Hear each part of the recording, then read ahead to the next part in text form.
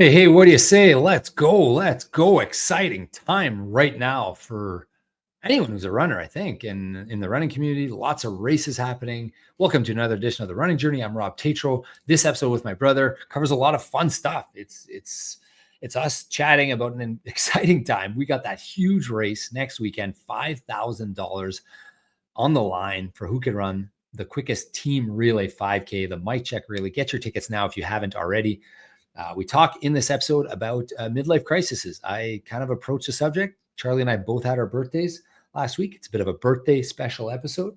Talk about the St. Labre 200, which is a long-standing build go-kart festival, which Charlie and I attend every year, and the issues that we had with that. Talk about lifting weights, the benefits of it. Backyard races. There's a bit of juice, a bit of competitive juice flowing. Charlie and I are thinking. I went down a path of actually looking at races, and I think I've decided my race calendar for backyards for next year. We talk about Old Tom's, the race that happened on the weekend. We talk about Charlie's Ironman training. We talk about Run with Rob PEI. Jam-packed episode. I hope you guys like it. I hope you guys continue to subscribe, like our stuff. Give us a 5-star review, guys. We appreciate it. Thanks for tuning in.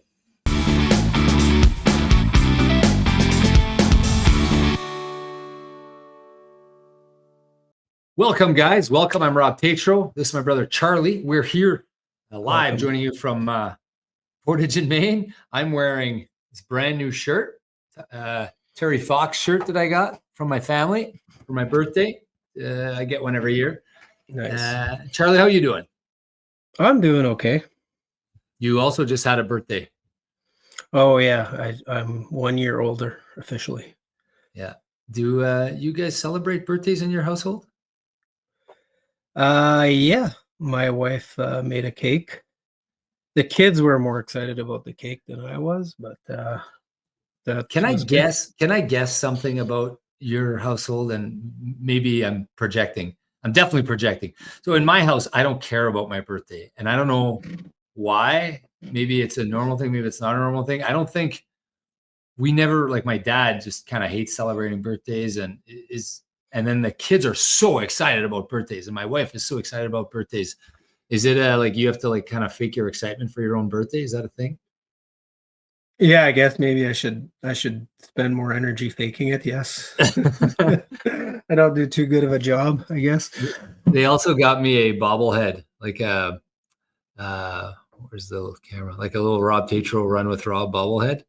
I thought, one, he's too bald, and two, his teeth are crooked, and three, his nose is big. But I guess that's who I am because that's the photo they uploaded. It's supposed to be me. So anyways, happy birthday, Charlie. Less exciting. Yeah, thanks. Less exciting than last year. Last year. Well, you moved up into an age category. Yeah. Well, now I'm that much closer to the 50-year-old category, which I'll need soon. So this is the prime. This is the prime. Like that first year or two in an age category is like your prime years for qualifying and for executing and for getting it done. I'm like, Boston. Oh no. So how does Boston work? Is it the year you were born, or is it the age at the race? It's age at the race, right? Age at the race. So you'll probably be qualifying as a 45-year-old. Well, no, because Boston Marathon's in April, right? Yeah. I mean, but for Chicago, when you run Chicago. Oh, it'll be for 2027. That one you can just take a jog. I can take it easy. Yeah, I can take it easy. I still need to walk half of it and qualify. I still have that goal that I'm wondering about, but like the lifelong sub-3 at all the majors. Yeah. So that one's on the list of goals that I got to do. The birthday also kind of, I don't know. Do you get this feeling as you're older? It's like, have you started thinking about like your existence and death?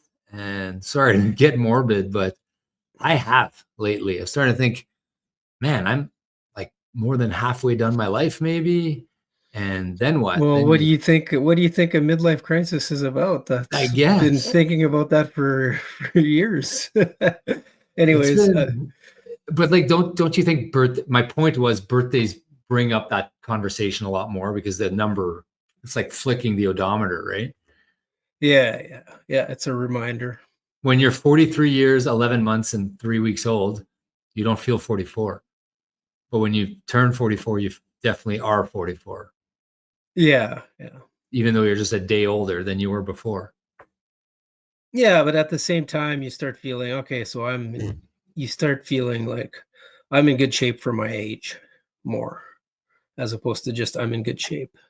What is your, Derek, today I went running with the Portage and Maine 201 Run Club, which we meet every Wednesday at 11 o'clock. And Derek asked me what is it called? Garmin Fitness Age? Is that it? Am I saying that right? Yeah. Is it called Fitness Age or Training Effect Power Curve FTP Kernel? Where would that, not in performance stats, in health stats? Health stats, yeah. My numbers are just going down in the summer. I guess it's the heat and all that, but I'm 37 in my fitness age. Yeah, so a lot of it has to do with your weight. So they put a pretty big emphasis on your weight, which I think I would say I'm probably more muscular than the average. I don't even have a weight in here in Garmin. Yeah, 41.5 for me. Oh yeah, 86.2 kilograms. When did I put that? Reduce your BMI. Reduce your BMI if you want to be healthier, is what it tells me. Okay, so I'm you're what, 41 you said? 41.5. See, and this was the debate because Derek, he was like, "Oh, I'm 34." Derek, who doesn't do any physical activity, he's a natural athlete, but I mean, he doesn't do But he's got a low BMI, I'm guessing. Yeah, but like, how does Garmin know that he's got a low BMI? Oh, maybe he put in his weight, and I guess he came on a jog today. But I guess my question is, how many push-ups it doesn't ask you how many push-ups and pull-ups and stuff that you can bang out. To me, that's a number that should be included in there. Yeah. And I know I can do lots of those. Well, maybe not pull-ups, but push-ups I can do like 60, I think. You can do 60 push-ups?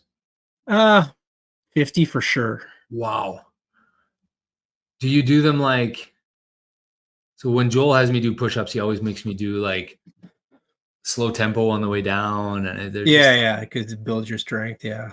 I try to do them explosively. Just explosive. Yeah. I want to try. See how many push-ups I can do because I've never tried that. It's funny because my wife asks me, so I work out twice a week with Joel, and sometimes I sneak a third one in. And so I just do that. I just do it because I think it's going to help me to be a better runner. And I think it's going to help me to be more healthy. And I think it's going to prevent injuries. And I think it's going to make me live longer. So that's why I do it. Yeah. I mean, for sure. Yeah. I don't do you enjoy it? I don't particularly enjoy it. Like, I'd way rather do an hour jog than an hour in the gym, and like any day of the week. Yeah. I don't really spend like specific time in the gym. During the day, I'll do sets of push-ups, sit-ups, squats, lunges. So you just get up off your office desk and you put a timer every 20 minutes. Set the timer every 20 minutes, do sit-ups, and the next 20 minutes it's push-ups. Well, no, each day I'll have a specific one that I'm doing. So that's pretty impressive. I should maybe do that. I guess I'm working the push-ups. I mean, it's not a bit. The push-ups is probably my funnest one, I think. Because you try to post a number. No, I never. I just limit myself. So, but now I'm at 6 sets of 30 in a day. Okay, and you spread them out throughout the day. Yeah, you limit yourself at 30 so that you're not fatigued. Yeah, but I think if I went nonstop, I think for sure I could do 50. I'm not sure if I could do more. I don't know if I could do that many. I gotta check myself before I wreck myself. But yeah. Okay, so you're doing the working out in a different way that I do it. But just because to do like one of these hardcore type workouts, I mean, then I'd have to schedule it and stuff. So it's that's how it happened for me. It has to be scheduled, and that block of time is like. But I've never missed one. But like me and my wife were talking about goals or things that in the next 10 years that we want to do, and I said that one of the things I said was to put on more muscle mass, because I've been so focused on just endurance and stuff. So at some point I want to actually lift heavy weights. because I think that would be like once or twice a week, maybe. And try to see what you can lift. No, just for health, right? Okay. So that's kind of what Joel has me do, but like I don't know and I don't care, and he tells me what to do, and I go under the bar and I lift it, or I do. Yeah. But like Michelle always asks me, my wife, she always asks me, "What did you lift today?" And I'm like, I have no idea, and I don't care because I don't. Yeah. It doesn't mean anything to me. Yeah. And she just can't understand that. She's like, I don't understand how you, a goal guy, I don't understand how you don't know what you're lifting. I don't understand either. I would want to improve. I'd want to like measure my progress, I think. I look at Joel when I'm done my sets or whatever. Yeah. And sometimes he'll tell me 5 kilos more than last month, or 5 pounds more than last month, or whatever. Or so like you do like you do back squats, front squats. Which ones are you doing? All sorts of stuff. Yeah. Yeah. We do those. I also do like a ton of squat related stuff, like one-legged, and like stuff like your back legs on a bench and calf raises, and it's all leg stuff. But sometimes we use the machines too. Yeah. If we're using the machines, sometimes I peek and I look at the number, but I actually usually don't. I don't even care. He'll tell me, and then he asks me, was that rep like more weight? And I go, yeah. I hate it because every time someone asks you for more weight, should we put more weight? The answer is obviously yes.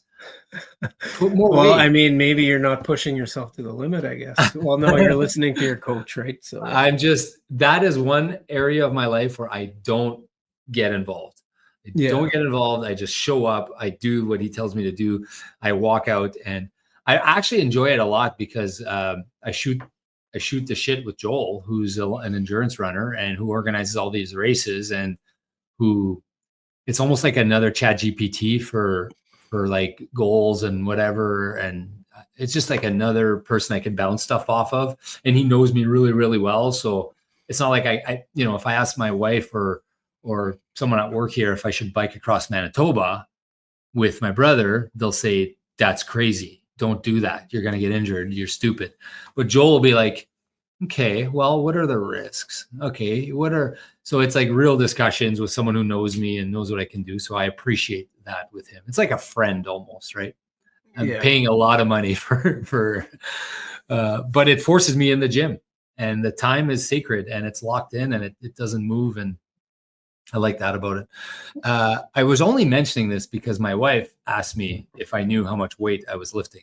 And the answer is no, I don't. I don't know how much, because she'll tell me like personal best or whatever. She works out with Ben at North Star. She works out, I don't know, 3 times a week. I don't know how often she works out, but she always tells me when she has a personal best. And she's proud and nice work and whatever. But what did you lift? Like I think she wants to know if she lifts more than me. Oh yeah. Okay. Is there a chance she's lifting more than me? No way, right? I don't think so. Okay. Maybe that's why I don't want to know how much I'm lifting. You don't want to, you don't want to break her. No, I don't want to break myself if it's less than what she's lifting. Oh, you would be more. Yeah. I think you would break her heart though if you were lifting more than she was. Well, I wouldn't tell her, right? If of course, yeah. She did like a 300-pound deadlift or something. Is that possible? Yeah, it's possible. I don't know. See, I don't even know what's a good. What do you deadlift? I don't even know. So I remember when I was just doing like I did do over 500 once or twice, but zero chance that could happen now. Obviously, without that's you need to train to get there. So deadlifts are when I wanted to get fit. About 3 or 4 times in my career, I've tried this cycle of getting fit. Wow. 3 or 4 times I was serious about it. Serious. I paid a personal trainer. They were coming to one time was with Renal Vuriot, our cousin. Yeah. Great trainer. And a bunch of other guys. But I got hurt all the time. I would get hurt. I have a bad lower back. I don't know about you. And deadlifts, I would just get hurt and I couldn't move and I just quit. So when I hired Joel, I said, if you have me do one deadlift, you're fired. So I've never done a deadlift. Oh, really? Okay. But now it's he's a good kind of, exercise. I think I it's know he's sneaking do them it in. And properly. You have to do it properly. I think that's I why. think I didn't have the strength or the ability or the mobility to do it back then. I was overweight. I wasn't doing, and I didn't know what I was doing, and I bad form, and I would get injured. Try to lift more than you can. Try to lift with your back and not your legs, or whatever they say. Yeah. Now I'm convinced I should probably tell Joel, let's try some deadlifting, because sometimes he'll do like kettlebell deadlifts, and he won't call them that. Like, okay, you're gonna, I don't know, squat down, you're gonna do this. I'm like, I think that's a deadlift in my head. I'm like, I think that looks like a deadlift. It's like, no, it's different. It's different than a deadlift. But anyways, a sumo deadlift. I remember there's a few versions of it. I think I don't know. I don't really remember, but yeah. So, anyways, so all this to talk about the health or fitness age. Fitness age. Oh yeah, that's where I was going. So Derek is 34. What I was going to ask you is, what do you think my fitness age was 5 years ago, before I started? So I was 40. Do you think I had like a 55 fitness age? 50? I don't know. I don't know how that works. Maybe I had a huge BMI. Maybe like 44 or something. Okay.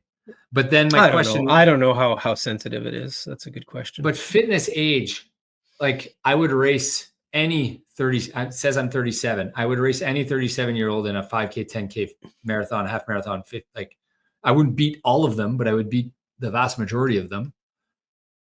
So what does it mean? Some of them, yeah. Most of them you would, yeah. So what does it mean? Does it mean a fit 37-year-old? Yeah. Or is it just like, yeah, so that's a good question. What's the definite? I think it's like basically relative to your, I guess I was going to say life expectancy. That's a good question. Or is it just like the average fitness of a person of that age? I feel like I could definitely do more push-ups than most 41-year-olds. I could definitely run faster. I could definitely probably skate better. Take more penalties. 0 penalties. Yeah, I don't know. So it's what's the okay mark? I've done some. How likely are you to have a heart attack? So that one I don't know. But Garmin's fitness age is simply a VO2 max score translated into everyday language. Your watch estimates VO2 max from your recent outdoor runs. No, it's not that simple. That's wrong. Okay, you got that from ChatGPT. Yeah, but the BMI has a big factor into it. Yeah, so, and it adjusted with other easy to measure markers: age, sex, vigorous activity history, resting heart rate, BMI, body fat percentage. So You didn't let me finish. Oh, yeah, sorry. VO2 max, adjust it with 6 other variables is what this says. Yeah, so the big one that's missing is grip strength, right? Which, that's what I would say, add pull-ups and add push-ups in there, and maybe it would make sense. The max typically that they allow you to drop is 10 years below your actual age, even if your VO2 max is exceptional. They want to keep the metric realistic. Yeah, okay. Makes sense. So 10 would be like you're a superstar. But I feel like an 80-year-old could probably drop 10 below if they have exceptional VO2 max. Well, if they're moving. Like, remember, did you see that 90-some-year-old that did a marathon? Yeah. No, that's crazy. Should maybe be like 70. Yeah. Okay, I wanted to talk to you about what we did on the weekend. We got to talk about training and all that, but I do want to talk about a bit about what we did on the weekend. The Sandlab 200, kind of cool thing we did. Yeah. Day 1 you build, day 2 you race. So we go to Labre, Manitoba, my mom's hometown. Would you call it a town? There's no real town there. It's 3 farms and it's a grouping. Hamlet. It's a grouping of dispersed houses across a couple miles. Yeah, and it's one gravel road that goes through town, and it's in the middle of nowhere. Anyways, we went there. We go there every year 15, I think, for this charity fundraiser that you're on the board for. We build a go-kart. Did you get your workouts in during the weekend when you were in Saint Labre? Very difficultly. Yes, I did. I got them all in, Because but not in Marchand. Okay, so you went and slept in Marchand. Yeah. And then you did your Broker to Richer bike? Well, I changed my schedule. So I did my big bike ride on Friday because I had Friday off. And a swim. So I did a 2,500 meter swim and a bike ride on Friday, 140K. So 4 hours basically. Did that. And then I was super tired. But then I went to Saint Labre. I helped build their go-kart. I didn't do anything. I just was there to hang out. It was fun. All my cousins are there. I think you would know. And then Saturday morning, I had another bike ride. So this was fun. So I rode to Richer and back. I found that Dawson Trail between Richer and St. Anne. I would definitely recommend going back there. That was a nice place to cycle. Came back. Is that paved? Yeah, it's paved. It's really nice, really cool. Nice. Between St. Anne and Richer. Yeah, that little, like, not the highway, the Dawson Trail. Dawson Trail. I would love to, I would recommend. That was really nice for biking. Anyways, and then did my run and actually felt pretty good running after the bike ride because my bike, I had a workout I was supposed to do and I just didn't do it. I just kind of like easy jogged it. If you're like in running terms, like let's say you have a workout and you're supposed to run paces, I just easy jogged my bike. So I guess I was feeling super tired. And then I had a long run on Sunday, which I did after coming back to Winnipeg. So I did all my workouts, but I was so tired. What about you? I brought my bike. I was going to do the trainer and the 4-hour bike outside. You scared the shit out of me with this doubting me for the 500K. And then I went down a rabbit hole after the last episode and I started talking to Chad and my coach and Joel. And I was like, can I do this? Can I do 500K on a bike? I'm not worried about my cardio. I'm not worried about my legs, but it's a lot of mileage and it's muscles that aren't used to moving that much in that way. And saddle sores, and I mean, those aren't real injuries, I guess, right? Blisters and saddle sores, those are not. But anyways, I was worried. So I said, I better get some time in the saddle here. So I texted Patrick. I said, Patrick, can you load up on some? So he gave me 4 hours on the Saturday. He gave me 2 hours this morning. He's giving me 5 hours, I think, this weekend. And it was, I was 5 hours. Yeah. In one ride or in 2 rides? One ride. Oh, so you have a longer bike workout than me. I only have 4.5 hours. Yeah, but you've spent hundreds of miles, hundreds of hours on the bike. Before I did that workout last week, Charlie, I had 400 kilometers this year on the bike.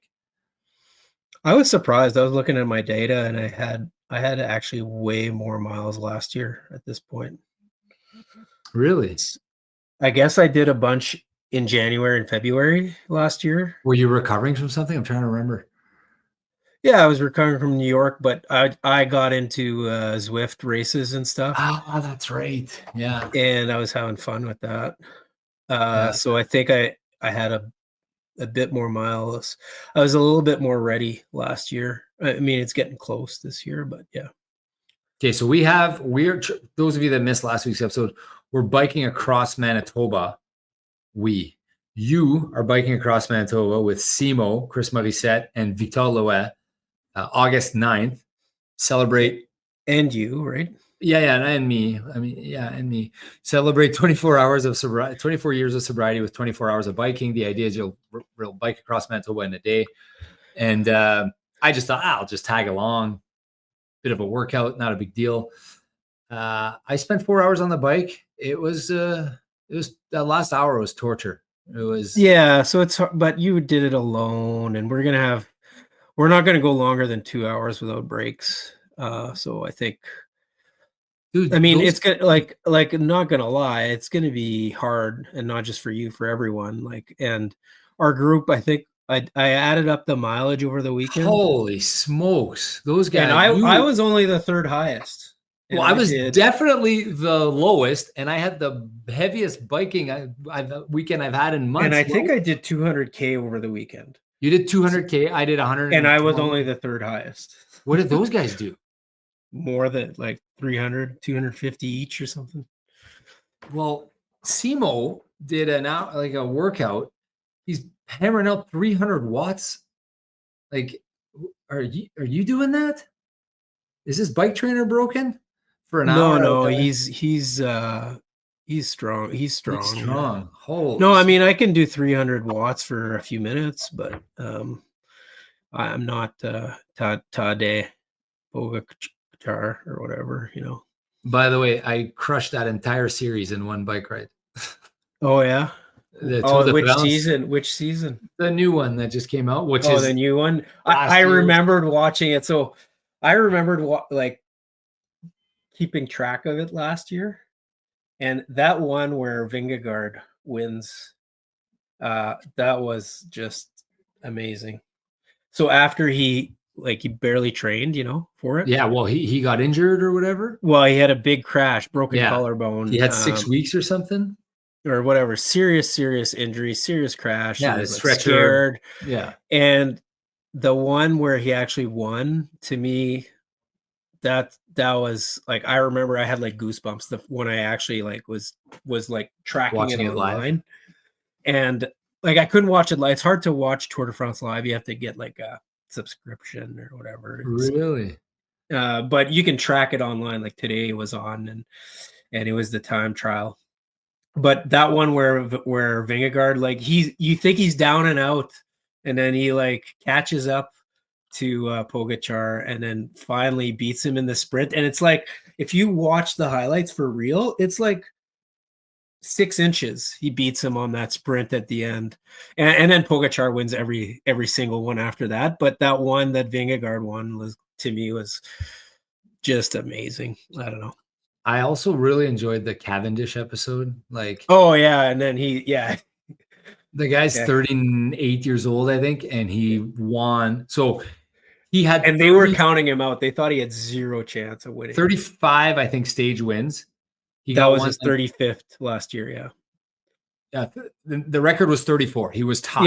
Yeah. He was tied, and this would be the Gretzky record for most goals or whatever you want to call it, but the most majors in a tennis career, something like that. And the record was 34. He tied it a few years back, and he kind of snuck one. He's a sprinter, so he's only got 3 or 4 chances to win this thing. Am I right? Something like that, right? Maybe 5, 6, but yeah, 6. not that many. But he's on this crappy team, Kazakhstan, that's got no budget. He's not on a great team. Nobody believes in him. Nobody's next to him. The first few sprints, he's zero chance of winning. He's way in the back. Yeah. And everyone's mad at him. He barely completed the stage before. There's time limits to these stages. Yeah. And he's not a very good endurance guy. So the ones that have big hills, he barely completed. They don't show that. They don't show that in the documentary, but he barely completed the stage before, under the limit. He's just trying to finish those so that he can compete, right? Yeah. And so, and then he's in this race, and nobody thinks he's got a chance. And you see how he won it. It was he just knew how to win. He just knew exactly. He just knew exactly where to go to he was just following the guy that always wins. Philipson or something like that. So he's injured, broken collarbone. He's out of this one this year. So he just decided, he's okay, wherever this guy goes, he'll have a chance to win. I just need to follow him. And then, but did you see? And then he did a big side move to the side. Yeah. So no one could follow him. He knows how to win, obviously. Anyways. Yeah. And when he won, I was like, man, that guy's my age pretty much. And he just won a sprint against the best. Wow, I had goosebumps thinking of him. I was so happy for him. I don't even know the guy. I was good for you, man. And you look at the all-time wins. So he's I think I was looking, and he's number 1, but he started 15 Tour de France's or something, but he only finished 8. Because he falls because off he either after the last one. crashes or he can't finish some of the hard mountain loops. But he's the all-time winningest. So, and they had I like that episode about that Colombian bike rider who grew up in the mountains, Richard Cardaz or something like that. Carapaz, I think. Yeah. So that was a cool episode. Like this guy was also written off, and he won the one in the mountains or whatever, where it was at 3,000 meters of elevation, and he's like, "This I grew up, and I guess the elevation makes a difference. Less air, less oxygen." Yeah. He's used to the high elevation. So Chile's all-time record at home in soccer is, I don't know, it's like as good as Brazil or whatever. Oh, okay, because they have a huge home field advantage. They play at like they put their stadium right in the top. They put it as high as possible. Yeah. And then the other episode I liked was the one that they talked about the gravel. Oh, the gravel one was crazy. Yeah. So I don't know anything about Tour de France, but that seemed a little odd to me that they would. It was the first time they've done that in a long time. I don't know if there's a gravel stage this year. That would be interesting. It seemed really weird. Yeah, Tom Pidcock just nailed it, I think, right? I don't know. No, he didn't win. He finished second. No, I think it's what's his face, the guy who wins everything, Tadej Pogačar. No, it wasn't. No, okay, I don't know.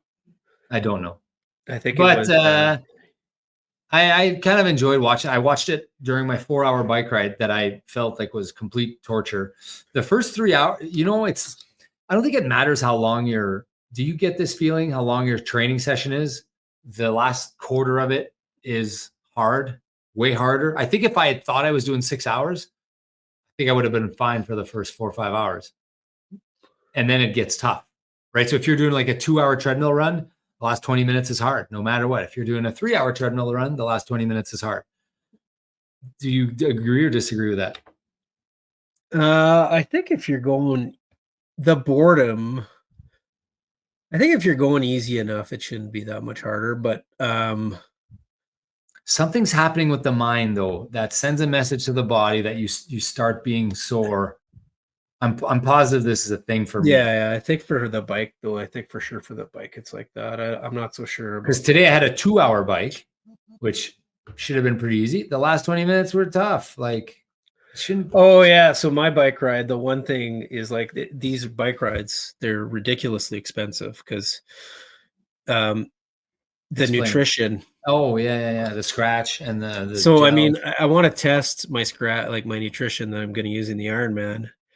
And so my bike ride for the weekend, I forgot to order more. So I was basically out of scratch. So I did the whole ride on like 100 grams of carbs, which usually in my Ironman, I did 120 grams per hour.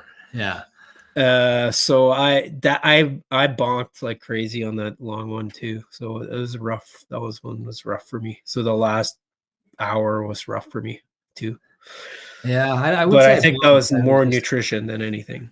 I was just mentally not. I guess I haven't biked longer than an hour all year, so this was like a big jump to go from an hour to 4 hours. I guess. I think like if I were to do it indoors, I'd have a hard time mentally after like 2 hours. Yeah, unless I could do like a race, a 4-hour race. I do have some good news though.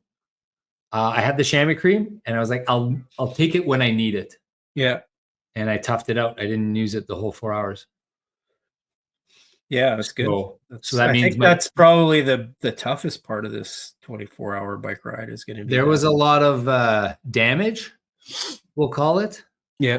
I'll let you figure out the damage, but there was a lot of damage.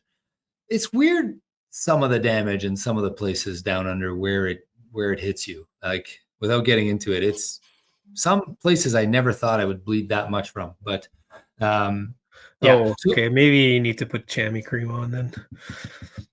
Maybe. But anyways, I got it done. Without. So anyways, I was supposed to do my 4-hour bike ride outside in Saint Labre at the Saint Labre 200. This has been a tangential conversation. Yeah. But we didn't finish our go-kart. Like, oh, yeah.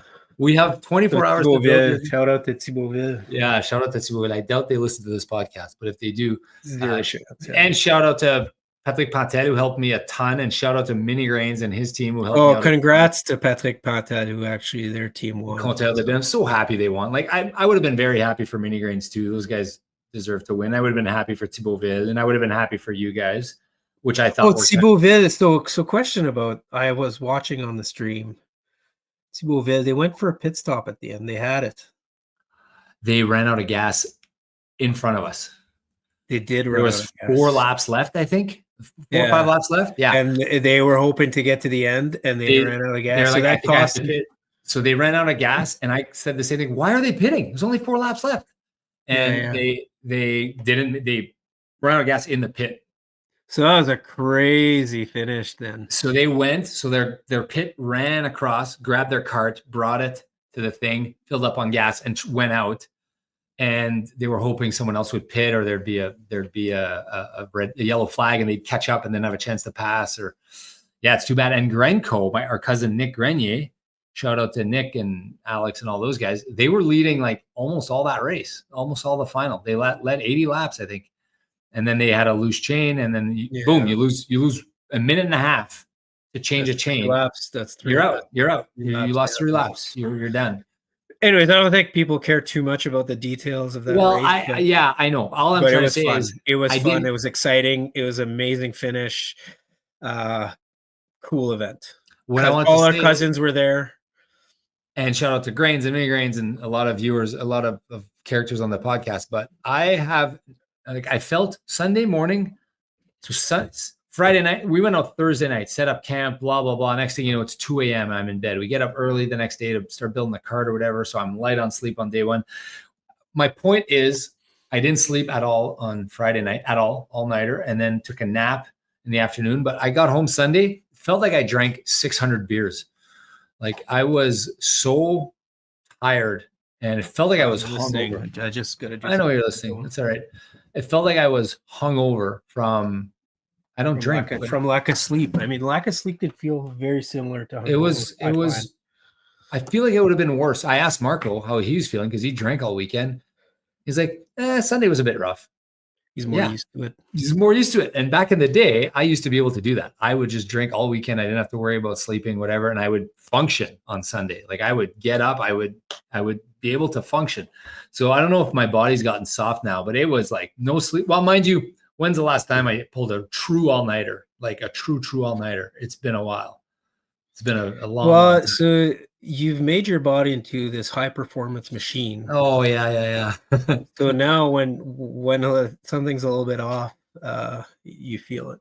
So all the guys are like, Rob, are you going to do your 4 hours on the bike now? I'm like, I can't even stay awake. Like, no. So I didn't do it. I did it on Sunday. And so maybe that's another reason why it was torture. I was light on sleep. But I want to move then to training, if we have time a little bit. I want to talk about the 500K, but I want to talk about training. Our race is next weekend, Charlie. Yeah. How do you feel about your training? I know you don't care as much as I do. No, I care. I just different priorities. Hasn't gone well. So in other words, like I think 20 is a stretch. So hopefully something changes from now until next week. But are you tapering at all? No, I got a 4.5 hour bike ride, and I mean the 22K run is no big deal. That doesn't bother me. No, but are you gonna take Monday, Tuesday light? Yeah. Mondays are always light for me. So and then Tuesday, Wednesday, don't do much. Tuesday I got not much either because So and so Wednesday, Monday and Tuesday are gonna be light. I think I'm gonna go for a swim Wednesday morning. Okay, and that's it, right? Because swimming, I feel like it's a priority for me right now. My swimming. I understand. I respect that. I get it. But if you at least if you do that, Charlie, you're gonna feel taper for that race. Yeah, I think so. I mean, it's just my lack of fitness that is more the problem in terms of like, and maybe something will turn around. I've just been having a hard time breathing on these workouts. It's like I'm not getting enough. Like I feel like my heart rate isn't that high, but I still have a hard time breathing. So something's not right. Maybe your fitness age is not low enough. Yeah, probably. Anyway, so today I did I'll ask you about your 10 by 500. So I did my 10 by 500. 2 weeks ago I did it, and I had to take walk breaks because in between my reps because I it was just too hard. So today I'm like, okay, well, I'm going to try to not be so aggressive this time. And I'll try to just do them consistent at like 19-minute pace. And I couldn't even hold that. So by the time I hit my third rep, I decided to slow down. And I was able to do the whole thing, though, this time without walk breaks. But I think at the end, I was just barely under 20-minute pace for my 500s. So, and those felt hard. And so I don't even know. I feel like 20 is a stretch now for me, but we'll see. Well, your last reps were way below 20, Charlie. You're my last 3 reps were under 20. Yeah. But the 2 previous ones were above. You peaked at 320-ish per kilometer on your last rep in the last half of your last rep. No. Yeah. Well, I did my last rep at like 18:45 pace or something. Slightly under 19, I know, but still, like, I mean, that was my last rep. So I had anyways, there's still hope, but if you never know what can happen, right? So that's why we raced the race. Yeah. For those that you did remember, a 10x5 yesterday. How'd it go? I did. Yeah. We're doing a 5-kilometer relay race, Mike Check relay. Charlie and I are running against Inspired Souls podcast, Johnny and Carolyn Coffin. They're probably going to do 37 minutes combined is my guess, maybe lower, maybe higher. Johnny's going to do a 16:30, maybe faster. Carolyn's going to do a 20:30, maybe faster. So 37 is kind of the number I've had in my head since the beginning. I thought if you could do 19 and I could do 18. I had a great run. I had so much fun. These are by far the most fun workouts on the schedule for me. I can't wait for my They're Tuesday. Fun when you feel good. Like, so I had on my Strava.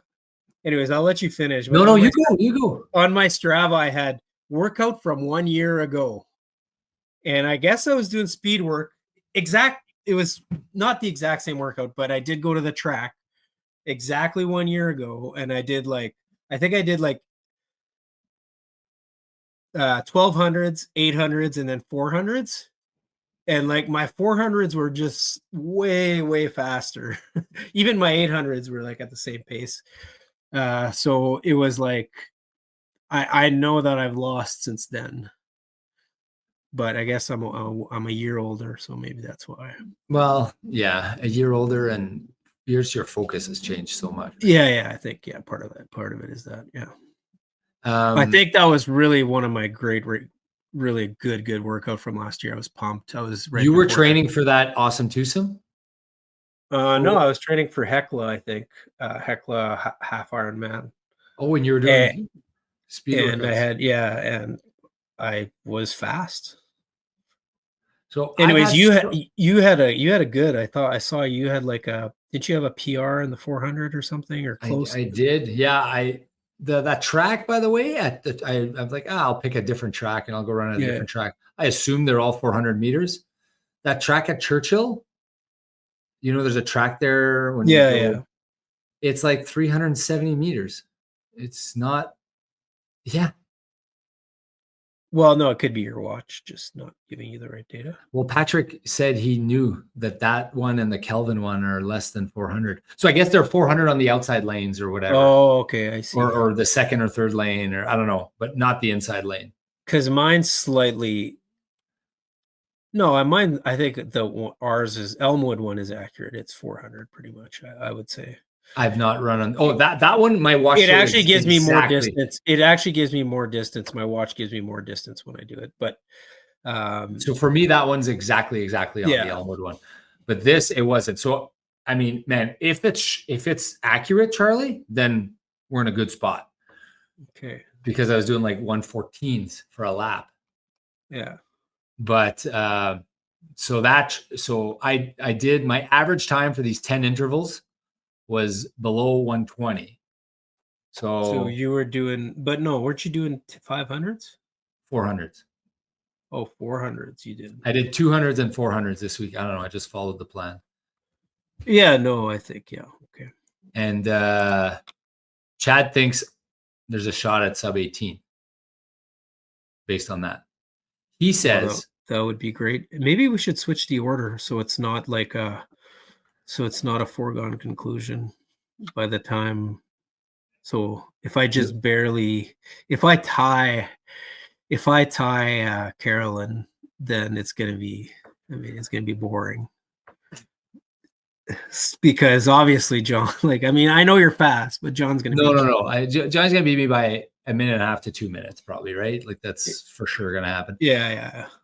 So apparently there's a kind of a well-known established rule. It's called something.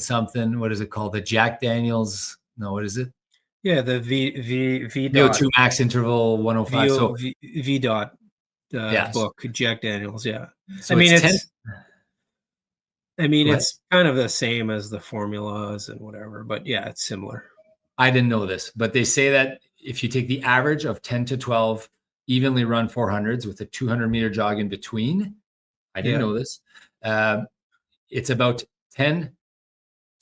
12 seconds faster than the 5-kilometer you could run that day. Sorry. So let's say you do your 400s at 3:30 pace. Let's say it's for me. Let's say I was able to do that at 350 per kilometer. Yeah. So that means I would run my 5K at 402. 402. Okay. So I'm going to do a 20 and a half. No, 400's a bit less than 500. So 400's less than 500. Yeah. So I think I could.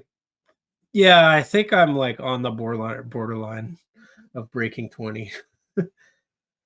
I didn't know that was a thing, but I didn't know that either. That's interesting. It was really, really, really fun. So I did 320 kilometer pace. Okay. So that puts me at plus 12 seconds, 332, which is below 18. Anyways, I'm excited about it. Yeah, that's great. That's awesome. But I find it hard to believe that I've improved that much that quick. But short track, maybe short track, then I'm getting screwed. It's like when I swim in the draft. Yeah, it gives me the false confidence. So I'm not putting too much into this. Tomorrow, though, I'm running kilometer intervals. Okay. So 5 of them, I think. And the idea is that you do kilometer with, I think someone could speak to this better than I can. Is it a 1 minute break or a 2 minute break in between? At 5K pace. And if you're supposed to hold your 5K pace, and if you could do it with a 2 minute break in between on race day, it means you're probably good for your 5K. You're probably good for your, yeah. So it's, how long is the break? I just want to see here. The break is 3 minutes. So you're going to try to do 1Ks in 3:30? Wow. That's a little aggressive. I was going to do 18 minutes. I was going to do 3:36 just to see. And if I can't do that. Oh yeah. So it's every 12 seconds is 1 minute. Yeah. So you're going to try to do 3:36 Ks. Yeah. And if I can't do that, then obviously sub 18 is out. But if I can, at least there's a chance. And if you have a slightly good day and you hit it like a 1930 or something, who knows? They could have a bad day. We're still alive, right? Yeah. And if not, it's fine too. No one's gonna. Yeah, it's for charity. It's for charity. It'll be fun. It'll be fun. I think maybe for excitement, we should consider putting you out first. Okay, and for strategy, I want to get in their head. No, I don't know. Yeah. We listen. If they're listening right now, we know you're gonna win. We're okay with it. We're at peace with it. We're still gonna train as hard as we can. Carolyn and Johnny, you guys are elite athletes and you're trained better than us, but we're still gonna run the race. They're in PEI right now. Yeah, they're running the same trails you're gonna be running in 2 weeks. Oh yeah, I wanted to reply to that message. That's literally the trail I'm on, the Confederation Trail. She sent a photo. Like that's it's amazing. It's so exciting. I'm starting to get excited about that. Like I have a fun next month coming up here. In the next month, we got that 5K race. I'm running around PI, and then 1 month from today, recording this, we are biking across Manitoba. And we is a loose term because maybe I won't bike, but George is like, you guaranteed it. You said you were going to do it on the podcast, cousin George. But hey, if I'm not feeling great, I'm okay pulling a shoot on that. I'll come and I'll do as many kilometers as I can with you guys. Kind of cool that Simo's parents are getting involved. They're going to volunteer. Our parents are getting involved. We got an RV going across the province. You could still sign up, by the way. We got 40 people signed up to run the 1,500 meter at the Mike Check Relay 1 week from today. There's going to be run the 1,500 meters. Yeah. Wow. That's a lot. 40 people. Yeah. Oh, it's going to be a real community event. We're going to have a crowd. We're going to need an MC and all that. I'll figure all that out. But we're going to want someone who knows about running, who can analyze the distances and the paces and basically like a Simo or like a, I don't know. Someone who does the live commentary, you mean? Live commentary for the crowd to let them know who's ahead, who's not ahead, and who needs to do what. And kind of like at the St. Labre 200, they have an expert on go-karts do the play-by-play. I'm kidding. They have me do it sometimes, and I don't know anything about go-karts. But we'll find an MC, a qualified, competent MC. You must be getting excited about your Ironman? Well, I don't know if excited or scared is the right word, but so the last 50K of that course, Patrick wrote me a note saying, Rob struggled with that last 50K. You should practice it if you show up there a little bit early. So what's with the last 50K of that course? Straight downhill. You're screaming down a mountain, and it's hairpin turn after hairpin turn. I talked about this in the podcast, but I'll gladly share with you. I thought first 50K, let's call it 60K. First 60K straight uphill, you're climbing those mountains. It's a torture festival. It's the worst time in the history of the planet. Then the next 60K are flat. They're supposed to be flat, but they're not flat. It's up, down, but overall it's flat. And then the last 60K, you're gaining you're coming down that mountain. There's a climb though in the last 60K. There is one climb. There's a 5K climb, I think, in the last. But in the first 60K, in fairness, there's a I think a 5K climb, and then there's a 20K climb. Yeah, I'm using rough numbers. Yeah. The first 10K are flat. Yeah. The first 10K are free, basically. Yeah, you're in town and you're not in the mountains yet. And then there's a climb. But these climbs are big, right? 5K very, climb, very and then a 20K climb at kilometer 50. Yeah. And then there's still a bunch of climbs in the second third there. So a third of climbing. Yeah. And between those spots, there's tons of climbs and there's descending. And but the last 50K is mostly straight downhill. And it was so scary for me. So scary. Because you're going down this mountain, you're going down a million miles an hour, there's a hairpin turn, and there's a little guardrail at the end, and you see the valley behind that, right? You see that if you fall off this cliff, I'm guessing dead. I don't know, but it's over. So you're going full speed, hammering on your handlebars or whatever it's called, and you're trying to just turn, and if you hope your brakes work. And you have to slow down every turn. And then you're ripping it every turn. You got to pick up speed. So I was not efficient. I was not good. I think I ended up doing less than 30 kilometers per hour on that aggressive downhill because I had to stop so much. I was just so scared. Well, those hairpin turns you have to slow down quite a bit. And then, I would imagine. I think you got. So those are the ones where you just go to the end and then it's like basically a U-turn. Yeah, you're like zigzagging down a mountain, let's call it. Yeah. So you're doing hairpin. So I thought in my head, I'm like, once I'm at 130, I'm done because it's just downhill, right? It'll be easy. No, you'll have to be it'll be all mental at that point. No, the last 10, 8K, 6, 7K are in town. So those are pretty flat from what I recall. But we'll do I think we'll do a revisit of that podcast episode, and you can listen how miserable I was that day. But I mean, you're going to have a totally different experience. I was doing my third Ironman in a row, and I hadn't recovered, and I wasn't fresh, and I wasn't nowhere the biker that you are. So I think you're going to have a good day. I really think you're going to have a good day. But like, don't think you're going to do a 4.5 hour bike. No, I know. It's not a 4.5 hour bike. Like, that's not happening. The run, you can hammer the run. You can hammer the run because it's flat. It's on the, it's easy. I'll have to learn course. to run. I'll have to be a bit of a better runner by then. Open ocean swim, super scary. No wetsuit. Super scary. Yeah, just get. But I mean, the swim is shitty. You just get through it. Yeah. It's kind of like, no, I'm not going to use an analogy, but it's shitty. You get through it. Okay, so you're somewhat excited about your Ironman. I'm also really excited about Chicago. And the other thing I did after our last episode, I started planning my backyard schedule for next year. We talked about that. We need to register. So, so I went to see. We got to talk about the backyard that happened on the weekend. I actually went and visit on the way back from St. Labre.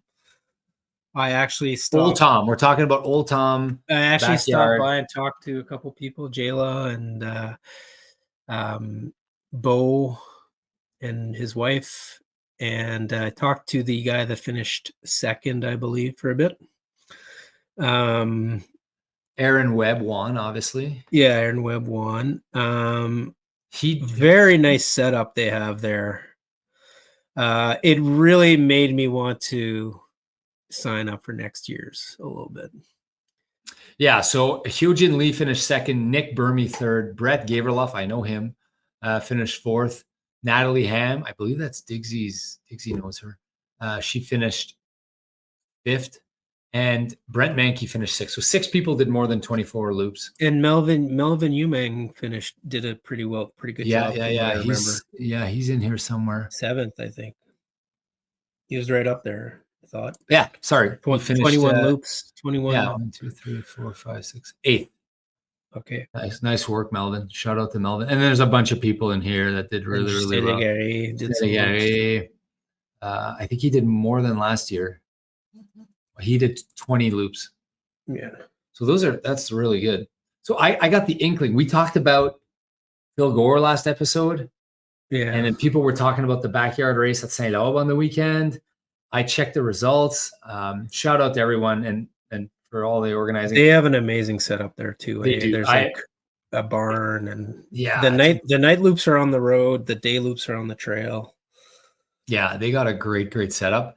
The thing is, I want to have that as my backup in case I haven't qualified already for Team Canada. So I've kind of decided my schedule next year for backyards. That's a goal of mine to qualify for Team Canada. So I think I could do 48 hours. I don't know if I can or not, but I think that's what I got to do. So I've decided I'm going to go to the race on April 27th. It's in BC or Alberta or something. It's a silver ticket. So there are 6 silver ticket races. You don't care about Boston anymore? I've done it. Oh, I thought so for your sub 3 goal. I'll do it later. Okay. Perfect. It's happening. I'll do it with you, as I can be your assist. Well, one of us will hopefully, if things go really well, we have a good day. One of us can maybe win.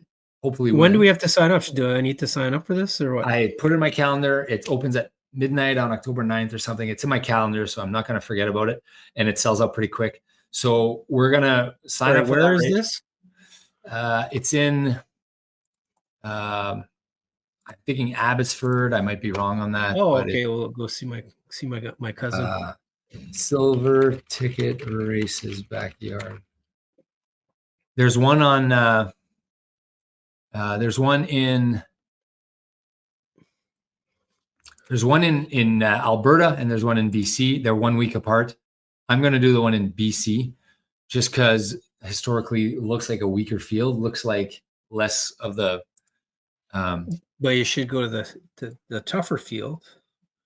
That way you have a better chance of getting the at-large bid. I know, but you have to mix the likelihood of winning versus. You think you're going to win?